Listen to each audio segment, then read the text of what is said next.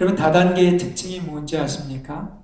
다단계 사업에서의 특징은 자기 밑에 자기가 판매하는 것을 구입할 수 있는 사람들을 깔아놔야 자기가 그 위로 올라가면서 점점 돈을 많이 벌 수 있다는 것. 그것이 다단계의 구조이고 특징입니다. 그런데 종교에도 다단계 종교가 있습니다. 어떤 지식을 많이 알거나 혹은 어떤 영적 체험을 많이 해서 점점점 구원의 단계에 도달하게 만드는 것. 그렇게 해서 자기보다 밑에 있는 사람들을 모아서 그 밑에 있는 사람들이 또 다른 사람들을 모으게 하는 그런 식의 종교가 있습니다. 그것을 우리가 다단계 종교라고 하는데요. 지금 온 나라가 사실은 코로나 바이러스 때문에 난리입니다. 근데 그 난리의 중심에는 그 신천지 예수교 증거장막 성전이라는 사이비 종교가 있죠. 그런데 지난주까지 몇십 명이던 그러한 그 바이러스 확진자가 이 교회를 중심으로 해서 퍼져서 지금은 3,000명이 넘게 되었다고 합니다. 감염의 위험 때문에 이렇게 온라인으로 예배 설교를 들으면서 가정 예배를 보는 이유도 바로 그런 이유가 있겠죠. 어떻게 보면 이 종교의 특징, 이 사이비 종교의 특징은 바로 다단계 종교라고도 할 수가 있는데요. 그러니까 자기 밑에 사람들을 많이 모아놔야 자기가 그 위로 올라갈 수 있다는 거죠. 이 신천지라는 이 종교는 기발하게도 종말론이라는 것을 사용하는데 그 종말론의 특징을 살짝 바꿔놓습니다. 예전에는 다른 종말론은 시한부 종말론이라고 해서 어떤 날짜를 정해놓고 사람들로 하여금 그 날짜에 모든 것을 바치도록 해서 사람들을 모았다면, 이 종교는 특이하게도 종말에 들어가는 사람의 숫자를 제한합니다. 14만 4천이라는 요한계시록에 나오는 그러한 의인들의 숫자를 참 구원을 받는 사람들의 숫자라고 얘기를 하면서 그 안에 들어가기 위해서 어떻게 해야 되느냐, 전도를 많이 해야 되고 거기서 가르치는 모든 교리들을 다 소화해야 되고, 이런 다단계식 방식을 적용해서 사람들을 끌어모은다는 겁니다. 그러니까 그 14만 4천에 들어가려니까 자기의 가정이나 직장이나 이런 모든 것들을 다 버리고 거기에 몰두해야만 하겠죠. 여러분, 그렇게 사람을 끌어모을수록 자기가 점점점 구원에 가까워지게 만든다. 그렇게 착각이 들게 하는 것. 이것이 다단계 종교의 특징입니다. 그런데 사실 해 아래 새로운 것은 없지요. 사도 요한이 요한 1서를 쓸 때에 그 바로 상황이 지금 우리가 처해 있는 이러한 상황과도 비슷한 겁니다. 신천지뿐만 아니라 여러 기독교에서 말하는 이단들, 사이비 종교의 특징들은 바로 이러한 다단계 종교의 특징들을 가지고 있다는 거예요. 사도 요한이 목회했던 에베소 지역의 그러한 요한 공동체, 가정교회들도 바로 이러한 위협에 직면했었습니다. 그래서 원래 교회 안에 있던 사람들이 이러한 어떤 특정한 영적인 지식, 그 당시 그리스 지역, 터키 지역에 있었던 이런 영주주의의 특징을 가지고 있는 어떤 특별한 영적인 지식을 터득해야 구원을 얻을 수 있다라고 선포하는 그러한 종교들, 기독교랑 비슷한 것 같은데 어떤 특별한 영적인 체험이나 영적인 지식을 가지고 그 어떤 그 지식에 대한 레벨을 통과해서 구원에 점점 가까이 이를 수 있게 만든다는 그러한 그 이단들이 횡행했던 때에 요한 공동체는 그러한 이단들로 인해서 분열을 겪었고, 결국 남아있는 공동체의 사람들에게 사도 요한은 무엇이 진리고 무엇이 진짜 예수 믿는 사람들의 특징이고 하나님의 자녀의 특징인가 하는 것을 다시 한번 환기시켜줘야 될 그런 필요성을 느꼈습니다. 그래서 사도 요한은 그들이 사용하고 있는, 말하자면 이단들이 사용했을 법한 그러한 그 내용이라기보다 언어들을 빌려다가 그것을 완전히 성경적인, 복음적인 언어로 바꾸시오. 그래서 하나님은 빛이다 라고 말했을 때 자칫하면 그 당시에 횡행했던 사람들이 쓰던 진리라는 빛이라는 어떤 그런 특징들, 어떤 종교적인 지식을 터득해야만 구원을 얻을 수 있는 그러한 것에 착각하기 쉬운데, 여기서는 사도 요한은 그것을 바꿔서 하나님 빛이다 했을 때 그 죄악을 해결하실 수 있는 그러한 예수님으로서 그 빛을 소개를 합니다. 그렇게 빛 앞에 우리의 죄를 어떻게 드러내느냐, 우리가 그 죄를 어떻게 다루느냐, 예수님을 어떻게 의지하느냐가 바로 제대로 된 구원을 결정한다라고 말하는 겁니다. 이것이 바로 사도 요한이 쓴 요한일서의 전반 부분이라고 말했습니다. 1장 5절부터 3장 10절까지의 내용이죠. 그리고 나서 후반부에서는 3장 11절부터 5장 21절까지는 하나님은 사랑이다 라고 이야기를 하면서 또 그 당시 가지고 있던 다른 사람들의 특징들을 가지고 빌어다가 이제 온전한 공동체의 기준을 이야기를 합니다. 이 사랑에 대해서 많은 이야기를 하죠. 요한일서는 사실은 다른 어떤 편지보다 아가페라는 그런 사랑이 나옵니다. 그런데 이 요한 사도가 말하고자 하는 그 사랑은 이 다단계 종교에서 말하고자 하는 그런 호의나 어떤 그러한 친절함과는 전혀 다른 그러한 모습을 여기서 우리가 볼 수가 있게 됩니다. 여기 먼저 우리 10절 한번 같이 읽을까요? 이러므로 하나님의 자녀들과 마귀의 자녀들이 드러나나니 무릇 의를 행하지 아니하는 자나 또는 그 형제를 사랑하지 아니하는 자는 하나님께 속하지 아니하니라. 이런 말씀으로 기록되어 있습니다. 여기 보면 하나님의 자녀의 기준들과 마귀의 자녀들의 기준이 나와 있죠. 의를 행하지 아니하는 자, 형제를 사랑하지 아니하는 자. 어떻게 보면 이것이 요한일서의 핵심 구절이라고 볼 수 있습니다. 의를 행한다라는 것은 무엇입니까? 하나님께서 인정하는 의, 옳다고 여기시는 것을 받아들였을 때 그것이 의라고 했고, 그것이 의인 되게 만들고 거기서부터 의로운 행위가 나온다라고 이야기를 했습니다. 하나님께서 정하신 의는 뭡니까? 예수님이죠.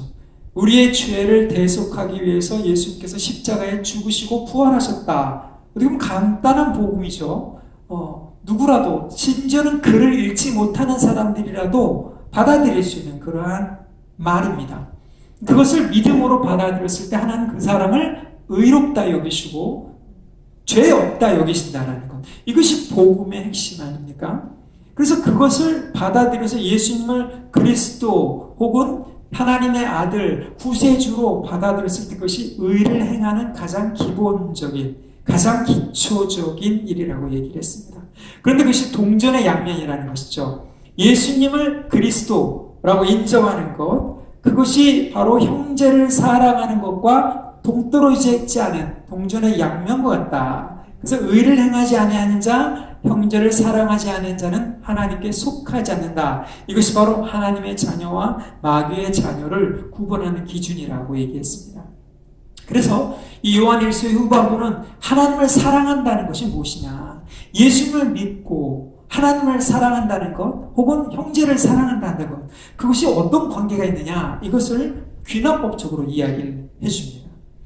이 하나님의 사랑이라고 얘기했을 때 우리가 보통 아가페라고 얘기하는데요. 이 아가페는 이 다단계 종교에서 쓰는 어떤 호의나 배려하고는 전혀 다른 그러한 사랑입니다. 여러분, 그 가급적 전도를 많이 해야 되고 다단계처럼 사람들 많이 끌어모아야 되기 때문에 다단계 종교에서 쓴 수법이 뭔지 아십니까? 사람들에게 배려와 호의를 베풀어 준다는 거예요. 그래서 요즘 나오는 신문의 기사를 읽어보면 신천지 같은 그런 이단에 빠졌던 사람들의 특징이 뭐냐면 그 주변의 사람들이 너무 잘해줬다는 거죠. 그렇게 친절함과 배려에 혹하고 넘어간다는 겁니다. 그래서 어떻게 볼 때는 형제 사랑 같아요. 어떻게 보면 성경에서 말하는 교인들끼리 없는 그런 사랑과 같습니다. 그러나 그것은 영업을 하기 위한 미끼에 불과합니다. 그렇죠? 젊은이들을 어떻게 보면 꼬시기 위해서 핸드폰이나 아이패드나 화장품이나 옷 등등의 온갖 선물 공세를 다 한다고 합니다. 그런데 이 사람이 제가 어떤 그 유튜브 동영상을 보게 됐는데 거기에 빠질 뻔했다가 나온 사람들의 간증을 이야기하는 그런 동영상이 있었는데, 이 사람들이 이제 눈치를 채고 잘못된 이단이다라는 것을 알고 빠져나오려고 했을 때 어떻게 해야 되느냐. 그래서 거기에 어떤 나온 사람 중에 하나가 아주 좋은 지혜를 낸 적이 있어요.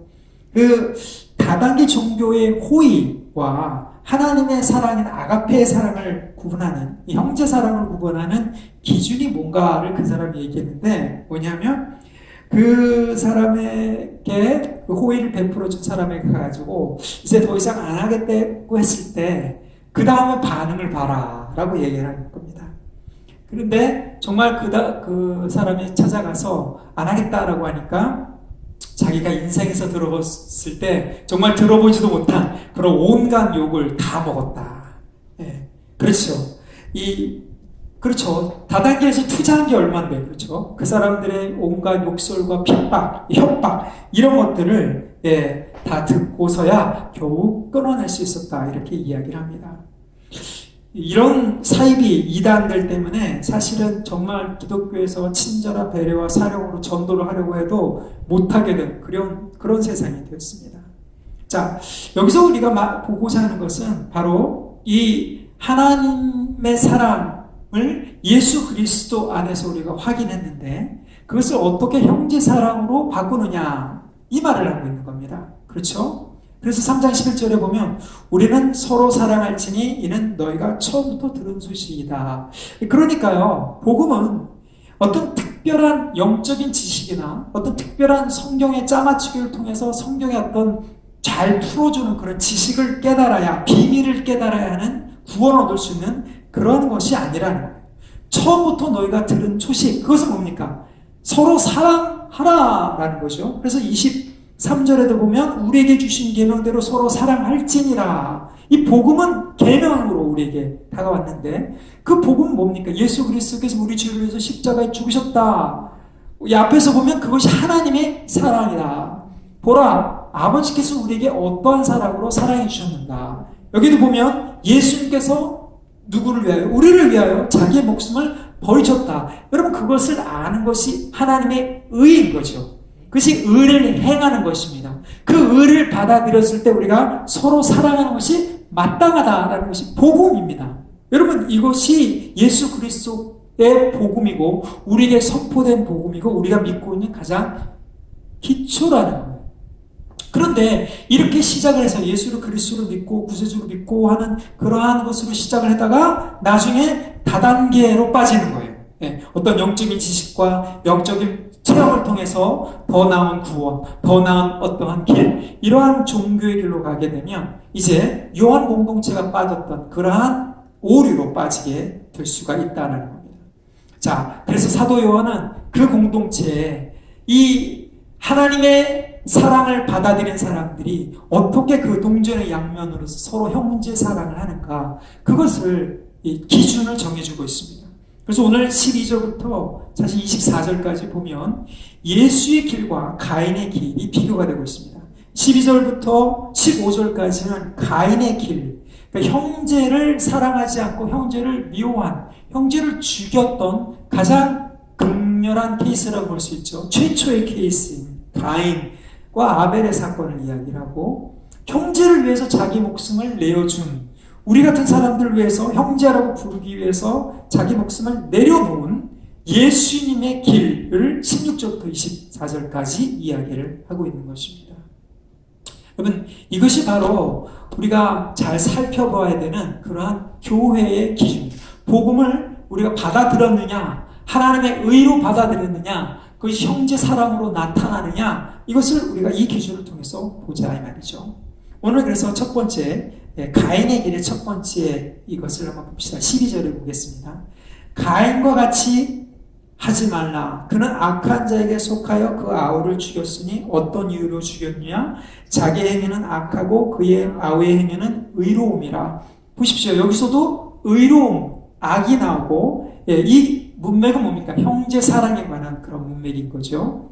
자, 그런데 예수님은 어땠습니까? 16절에 한번 보십시오. 그가, 여기서 말하는 그는 예수님입니다. 우리를 위하여 목숨을 버리셨다. 자, 가인은 자기의 동생을 죽였지만 예수님은 우리를 위하여 목숨을 버리셨다 이 말이죠. 이것이 예수님의 의인 거예요. 이것이 예수님이 우리를 향한 사랑인 거죠. 그러니까 당연히 우리가 형제를 사랑하는 것이 마땅하다 이렇게 얘기를 하는 겁니다.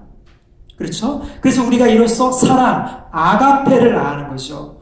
우리가 사랑을 획득하거나 사랑을 판매하거나, 그렇죠, 영업하는 것이 아니라 예수 그리스도 안에 있는 이 하나님의 아가페 사랑을, 그분이 우리를 위해서 죽으신 그 희생을 통해서 아는 것입니다. 이것이 하나님이 옳다 여기시는 의로움인 거죠.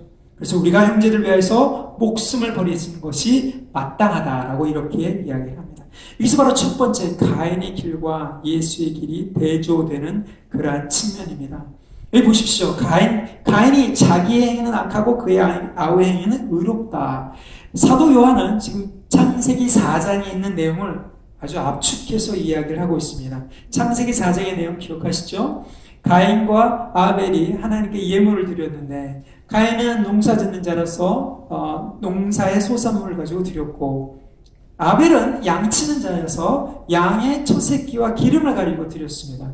그런데 하나님께서 아벨의 그 제물과 아벨은 연락하시고 가인과 그 제물을 돌아보지 않았다라고 했습니다. 그래서 가인이 거기에 질투가 나거나 하나님에 대해서 안색이 변했다라고 되어 있죠. 그래서 거기 보면 가인이 아우를 죽였다라고 되어, 여기 죽였다는 것은 아주 처참하게 살해한 그러한 이 동사입니다. 그냥 죽인 것이 아니라 그냥 어쩌다가 그 미필적 고의에 의해서 사고로 죽인 게 아니라 계획적으로 아주 잔혹하게 쳐 죽였다, 이렇게 이야기할 수 있습니다. 자, 왜 그렇습니까? 하나님은 가인의 행위가 의롭지 않다, 아우의 행위는 의롭다. 하나님이 인정한 예배, 하나님이 인정한 믿음을 보셨다는 거죠. 아벨에게서. 거기에 이 창세기 4장을 자세히 읽어보면 그 이야기의 힌트가 나와 있습니다. 아벨이 어떻게 히브리서 기자처럼, 히브리 기사의 그 내용 설명처럼 어떻게 하나님이 기뻐 받으실 만한 이 믿음의 제사를 드렸을까? 믿음으로 아벨은 하나님께 제사를 드렸다, 이렇게 얘기를 하죠. 거기에 보면, 창세기 4장에 보면 가인은 자기의 재물을 드렸습니다. 자기가 농사를 지었기 때문에 당연히 거기서부터 나온 소산물을 드렸어요. 그러나 아벨이 드린 그러한 재물에는 첫 새끼 그리고 기름을 드렸다고 얘기했어요. 가장 최고의 것을 드렸다는 것이죠. 그래서 하나님이 아벨과 아벨의 재물을 연락하셨다, 기쁘게 받았다라고 이렇게 이야기를 합니다. 그리고 그 재물에 아벨의 믿음이 투영되어 있었다는 거죠. 여러분, 이것이 굉장히 중요합니다. 아벨은 보이지 않는 하나님을 인정하려고 할 때 자기가 가지고 있는 물질, 자기가 드릴 수 있는 것에 가장 좋은 것, 가장 최상의 것을 하나님께 드렸다는 믿음의 표현이 물질을 통해서 나타난다는 겁니다. 여러분, 이것이 굉장히 중요합니다. 그것을 하나님께서 인정하신 거예요. 의로. 그러나 가인은 그렇지 않은 거예요. 하나님께 대한 그런 믿음, 살아계신 하나님을 인정하는 그 믿음으로 예물을 드리지 아니하고 그냥 드린 겁니다. 자, 그래서 자기 행위가 악하고 하나님 인정하지 않았고 아우의 행위는 의로웠기 때문에 거기서부터 누구의 소리를 들었습니까? 마귀의 소리를 들었겠죠. 그래서 얘만 없어지면 될 거야 라고 생각을 했을 것입니다. 결국 들에서 가인이 아벨을 쳐 죽이게 되지요. 그래서 10절에 나오는 것처럼 하나님의 자녀와 마귀의 자녀들이 드러나는 것. 누구의 소리를 듣느냐, 누구의 말에 순종하느냐, 누구를 의로서 인정하느냐, 누구의 말을 의롭다 인정하느냐. 여러분, 이것이 바로 하나님의 자녀와 마귀의 자녀가 구분되는 첫 번째 기준인 것입니다. 자, 그 결과로 어떻게 됩니까? 거기 보면 형제들아 세상에 너를 미워해도 이상히 여기지 말라. 이 가인이 아벨을, 자기 아우를 미워했던 것처럼, 그렇죠? 세상이 우리를 미워한다는 거예요. 왜 그렇습니까? 우리는 하나님의 의인 예수 그리스도, 하나님의 사랑의 표현이 물리적인 예수님의 육체의 십자가의 죽음과 부활로 나타난 것을 믿었잖아요. 그걸 하나님의 의로 여기는 거잖아요. 그걸 우리는 의로 믿고 하나님이 인정하는 것을, 의롭다고 하는 것을 믿고 행하는데, 세상은 그것을 인정하지 않기 때문에 미워할 수밖에 없다라는, 이것이 바로 이 결과가 되는 것입니다. 그렇죠? 자, 그랬더니 어떻게 됐습니까? 14절 보십시오. 우리는 형제를 사랑함으로 사망에서 옮겨 생명으로 들어간 줄을 알거니와 사랑하지 않은 자는 사망에 머물러 있느니라.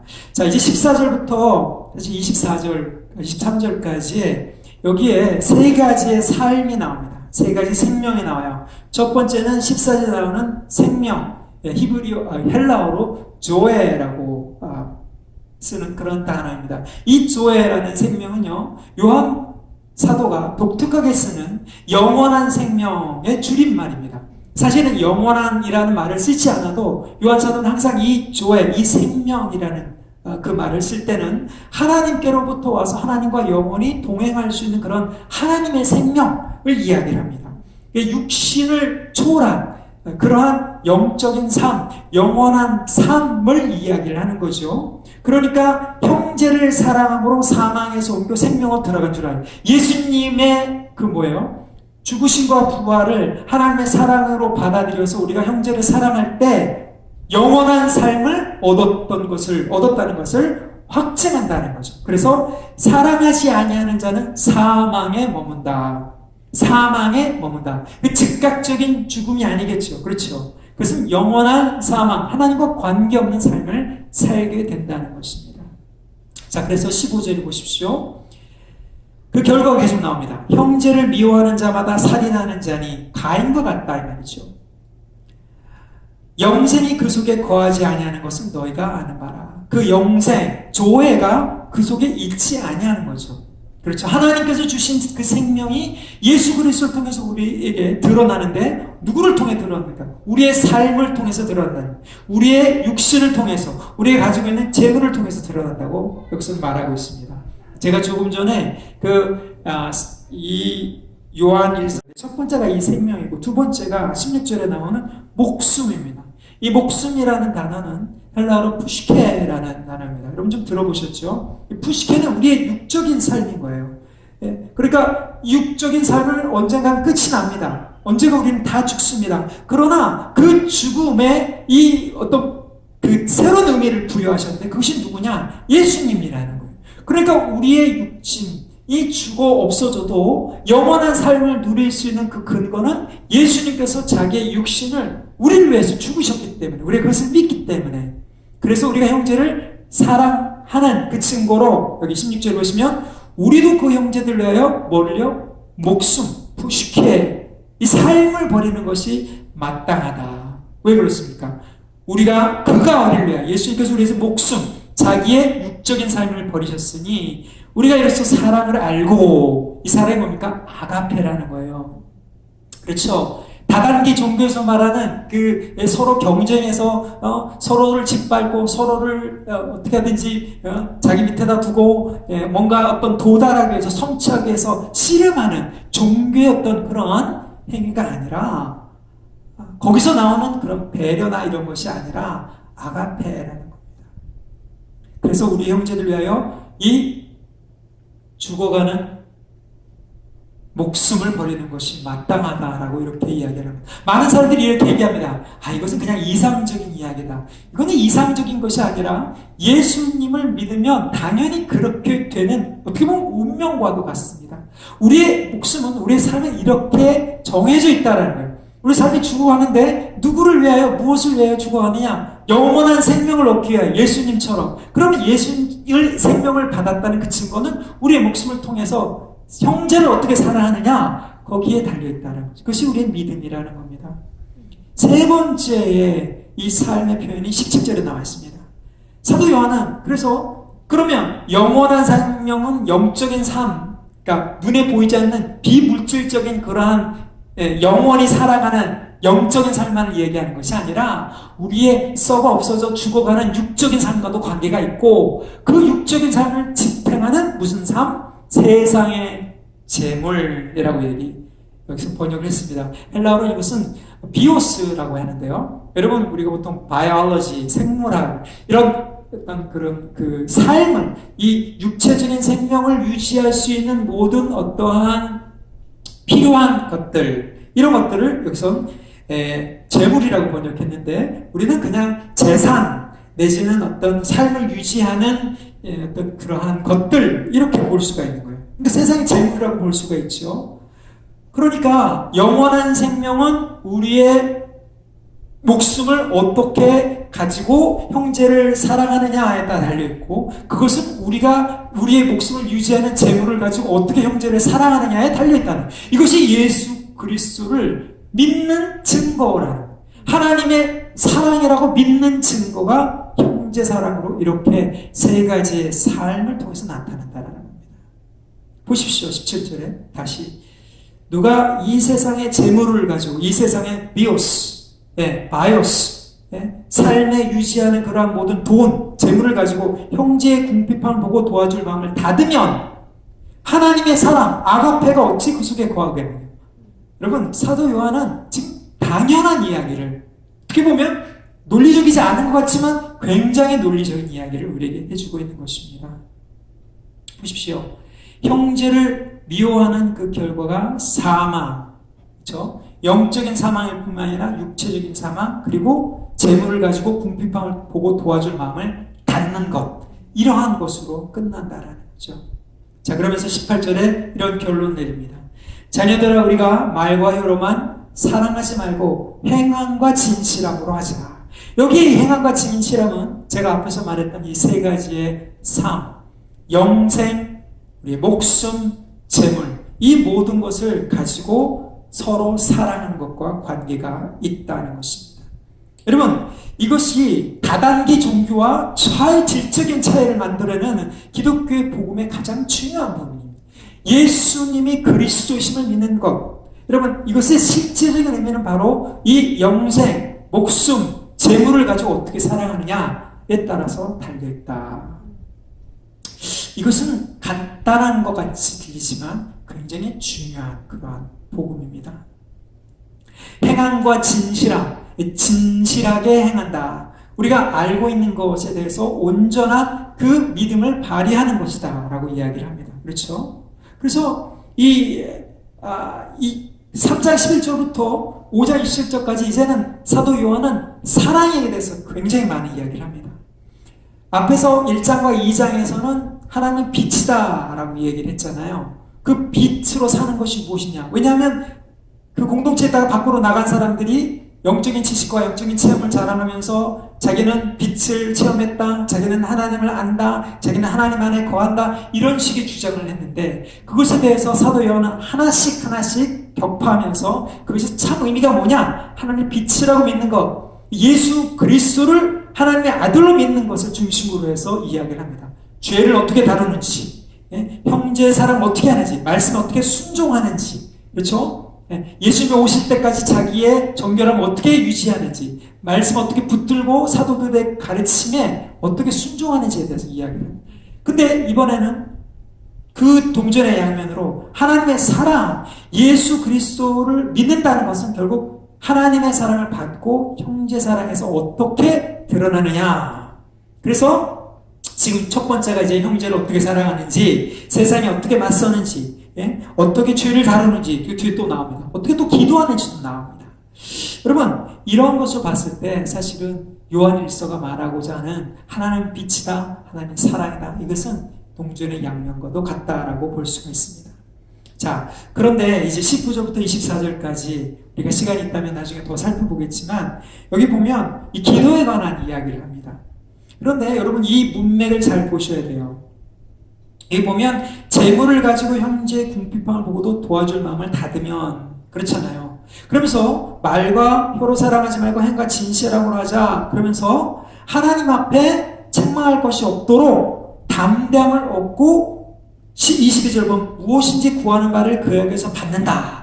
많은 설교자들이 이 부분을 따로 띄어서 기도에 대한 자신감, 담대함으로 따로 설교를 하고 있는데, 사실 여기서 무엇인지 구하는 바는요, 형제를 위해서 구하는 것입니다. 형제를 위해서 간구하는 것. 나를 위해서가 아니라 형제를 위해서 간구하는 것. 그러니까 이런 거죠. 여러분, 돈을 사랑하는 것, 이것이 일만한 게 뿌리라고 얘기를 하잖아요. 사도 바울은 그렇게 얘기를 합니다. 돈을 사랑하지 말라. 하나님을 사랑하는 것과 돈을 사랑하는 것은 있을 수 없다라고 예수님께서, 같이 갈 수 없다라고 얘기를 말하잖아요. 그런 많은 사람들이 머리로는 다 압니다. 그러나 사도 요한은 그것에 더 넘어서 그 다른 측면으로 돈을 사랑하지 말고 돈으로 형제를 사랑하라, 이렇게 얘기를 합니다. 돈을 사랑하지 말고 돈으로 형제를 사랑하라. 그것을 위해서 간구하라. 그것을 위해서 무엇인지 구하라. 형제를 돕기 위해서 구하라 이 말입니다. 형제를 돕기 위해서 재물을 구하고, 형제를 돕기 위해서 건강을 구하고, 여러분의 목숨을 드리기 위해서, 그렇잖아요. 형제를 돕기 위해서 영생이 있는지를 확인하라. 여러분, 이것이 바로 예수님의 길인 것입니다. 우리는 가인의 길이 아니라 예수의 길을 따라가야 됩니다.